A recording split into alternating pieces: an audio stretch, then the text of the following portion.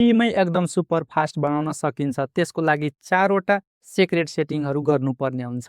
First of all menu डिलेलाई हटाउनुस्। त्यो कसरी गर्ने हेरौँ। त्यसको लागि सर्च बक्समा जाने अनि यहाँ टाइप गर्ने रेजिस्ट्रेटर इन्टर गर्ने, यसमा क्लिक गर्ने। त्यसपछि यहाँ करेन्ट युजरमा जाने, त्यसपछि यहाँबाट कन्ट्रोल प्यानलमा जाने, त्यसपछि डेस्कटपमा डबल क्लिक गर्ने, त्यसपछि यहाँ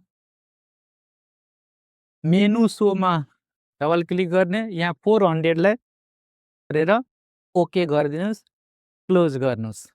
त्यसपछि second setting processor setting check गर्ने। त्यसको लागि यहाँ सर्च बक्समा गएर सिस्टम कन्फिगरेसन टाइप गरेर इन्टर गर्ने, त्यसपछि बुटमा जाने, एडभान्समा जाने, यहाँ नम्बर अफ प्रोसेसर छ यसमा टिक लगाउने अनि यहाँ एभाइलेबल प्रोसेसर कोर कति छ 12 सिलेक्ट गरेर ओके गरिदिने, एप्लाई गरिदिने, ओके गरिदिने। थर्ड सेटिङ अब यो स्टार्ट गरेपछि मात्र देखिन्छ। अब थर्ड सेटिङ बेस्ट परफर्मेन्स मोड सिलेक्ट गर्ने।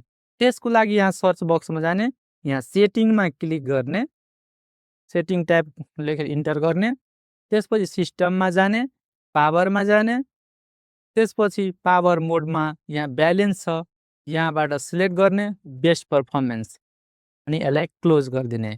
फोर्थ सेटिङ स्टार्टअप्सबाट अनावश्यक एप्सलाई हटाउनु पर्ने हो। त्यसको लागि हामी सर्च बक्समा जाने, यहाँ टाइप गर्ने स्टार्टअप एप्स अनि इन्टर गर्ने। त्यसपछि यहाँ हेर्नुस् त यो बिना काम यो सबै रन भइराखेको छ। यो एउटा पनि यहाँ काम छैन, त्यो सबैलाई अफ गरिदिने। यहाँबाट हेर्नुस् यो सबैलाई अफ गर्ने, यो सबैलाई अफ गरिदिने, यसरी सबैलाई अफ गर्ने। यो सबै स्टार्टअपमा रन भइराखेको हुन्छ, यो सबैलाई अफ गरिदिने, यसरी अनावश्यक सबैलाई अफ गर्ने। यसरी हामी कम्प्युटरको पर्फर्मेन्स बढाउन सक्छौँ। एउटा बोनस टिप्सको लागि सी ड्राइभमा स्पेस खाली राख्ने।